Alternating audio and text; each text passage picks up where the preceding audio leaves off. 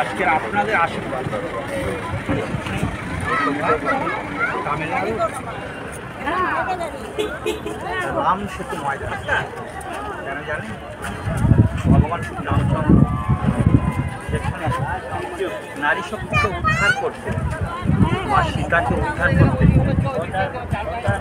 সেতু নির্মাণ করেছিল, সেই মহা পুণ্যস্থান, সেই সমুদ্রের পাড়ে আমরা সবাই এসেছি। শুধু আমি নয়, আমার সঙ্গী সাথীরা, আমার ভাইয়েরা, আত্মীয় পরিজনরা, সেই সঙ্গে হাজার হাজার মানুষ কেন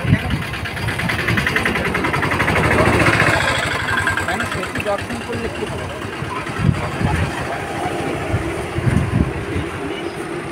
সবাই আমরা উদ্ধার পাবো কী করে? কারণ ভক্তি আসে কখন? ভগবানের স্পর্শ থেকে, ভগবানের স্মৃতি থেকে, ভগবানের বিগ্রহ থেকে, ভগবানের গ্রন্থ থেকে। সেই ভগবানের সেতু নির্মাণ আজকে আমরা সেই জায়গায় এসেছি। আমি ধন্য, কারণ আপনাদের কৃপা, আপনাদের আশীর্বাদ এবং সর্বোপরি আমার যারা সহযোগী, আমার যারা ভাই, আমার যারা ধর্মে আমাকে অনুপ্রাণিত করেছে, যারা আমাকে আজকে কীর্তন জগতে শুধু কেন, আমি ভগবান সেবাতে আমি যে নিজেকে আত্মনিয়োগ করতে পেরেছি, তার পিছনে একমাত্র যাদের সহযোগিতা আছে তারা আমার সঙ্গে আছে। সেই সঙ্গে বলি, আপনারাও আসুন, এই পূর্ণ তীর্থস্থান দর্শন করুন এবং ভগবানের যে নিজ হাতে যে সেতু নির্মাণ হয়েছিল, সেই সেতুটাকে দর্শন করে আপনাদের জীবনটাকে ধন্য করুন। আসুন, আমরা সেই সেতুর ছবিও আপনাদের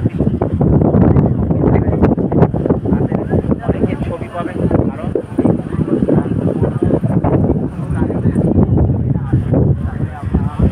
জীবনটা অপূর্ণই থেকে যাবে। সবাই মিলে আমরা সেই রামচন্দ্রের জয়গান করি। জয় শ্রীরাম, জয় শ্রীরাম, জয় শ্রীরাম, রাধে রাধে, রাধে রাধে রাধে। কৃষ্ণ কৃষ্ণ হরে হরে, হরে রাম, রাম রাম। সেই পূর্ণ সেতু এবং সেই সঙ্গে সেই সমুদ্র, ভগবানের কারণ একটাই কথা, যেখানে গঙ্গার